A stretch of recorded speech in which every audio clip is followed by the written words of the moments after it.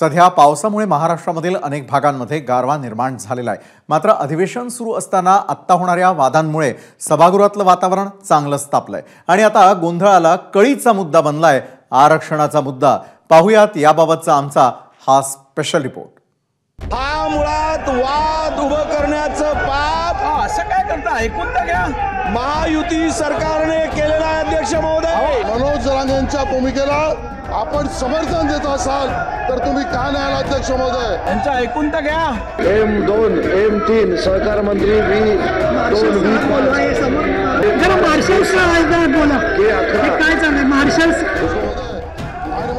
विधानसभा गोंधळ, त्यांचं ऐकून तर घ्या। विधान परिषद गोंधळ, जागेवर बसल्याशिवाय काही चर्चा होणार नाही। अधिवेशनाच्या आजच्या दिवसात हाती उरला गोंधळ, गोंधळ आणि फक्त गोंधळ। मग ती विधानसभा असो की विधान परिषद, सभागृहात असो की बाहेरच्या पायऱ्या। मराठा विरुद्ध ओबीसी हा मुळात वाद उभं करण्याचं पाप असं काय करता ऐकून तर घ्या। महायुती सरकारने केलेला आहे। अध्यक्ष महोदय, ऐकून तर घ्या।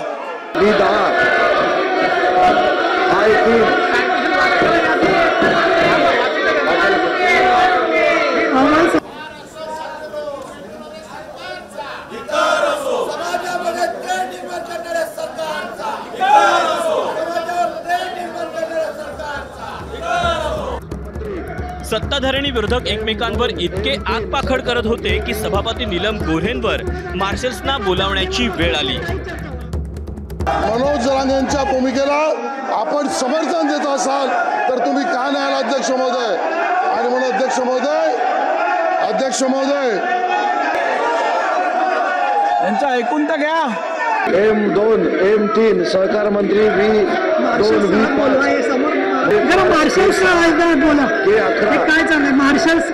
आज विधान परिषद सभागृहात गोंधळ इतका पराकोटीला गेला की अखेर नीलम गोरे यांनी मार्शल्सला बोलवण्याचे आदेश दिले।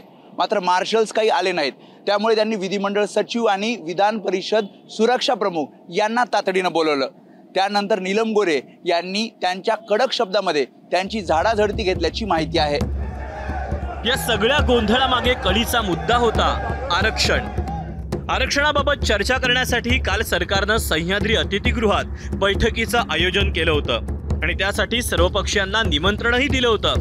मात्र आरक्षणाची चर्चा सभागृहात करा, जे आहे ते सर्वांसमोर होऊ द्या असं म्हणत विरोधकांनी या बैठकीकडे सपशेल पाठ फिरवली आणि याच मुद्द्यावरून गोंधळाचा अंक सभागृहात आणि बाहेरही पाहायला मिळाला।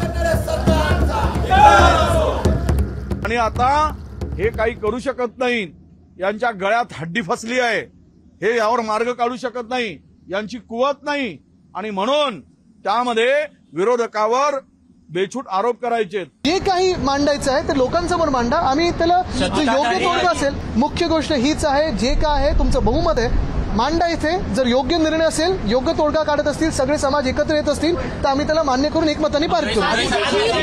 2 वर्ष जेव्हा सरकार या दोन्ही समाजांशी खेळत होतं तेव्हा सरकारला का आठवलं नाही बरं विरोधी पक्ष? पण तुम्ही याला मराठ्यांना एकीकडे भडकवायचं होतं आणि एकीकडे ओबीसींना भडकवायचं होतं, दोघांना गुळ लावून ठेवले। विरोधकांनी सरकारला असं खिंडीत गाठलेलं असतानाच सत्ताधाऱ्यांनीही विरोधकांना चांगलंच धारेवर धरलं। मराठा समाजाच्या आरक्षणाच्या बाबतीत जर काँग्रेस, राष्ट्रवादी काँग्रेस, शरद पवार गट आणि उबाटा सेना हे संवेदनशील असते तर त्या बैठकीत आले असते, समाजाची भूमिका मांडली असती। अशा पद्धतीचा कुठलाही प्रयत्न त्यांनी केला नाही, याचा अर्थ त्यांनी पळ काढला। आज त्यांचा असली चेहरा लोकांसमोर आलेला आहे। मराठा आणि ओबीसी समाजाचा जर कळवळा खरोखरच विरोधकांना असेल तर त्यांनी नावं जाहीर करावीत, कारण काल दुपारपर्यंत ते बैठकीला येणार आहेत 4 वाजेपर्यंत ही माहिती होती, परंतु 2 तासामध्ये घडामोड घडली। मला वाटतं समाजाला पूर्ण कळलेलं आहे।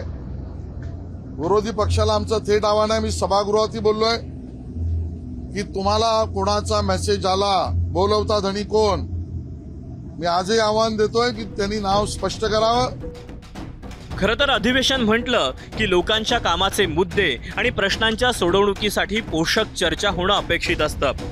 मात्र चर्चा राहिली बाजूला आणि राड्याचा गुऱ्हाळच हल्ली जास्त दिसू लागलंय. ते इतकं की कालचा गोंधळ बरा होता असं म्हणण्याची वेळ सर्वसामान्य जनतेवर येते. आताही मराठा आणि ओबीसी आरक्षणावरून बाहेर आंदोलनांचा वणवा पेटलेला असताना सभागृहात मात्र आरोपांमुळे संघर्ष आणि संघर्षामुळे वादाची धग एवढंच चित्र पाहायला मिळतंय. त्यामुळे प्रश्नांची उत्तरं आणि आरक्षणाचं फळ पदरात कधी पडणार हा खरा प्रश्न आहे. ब्युरो रिपोर्ट, एबीपी माझा. नमस्कार. मन सुद्धा तुझं ही वेगळ्याच प्रकारची मालिका तुम्हा सगळ्यांना खूप आवडली होती. याचा दुसरा सीझन कधी येणार अशी विचारणा झाली. प्रतीक्षा संपलीये मित्रांनो. येतोय मन सुद्धा तुझाचा दुसरा सीझन. होई मन सुद्धा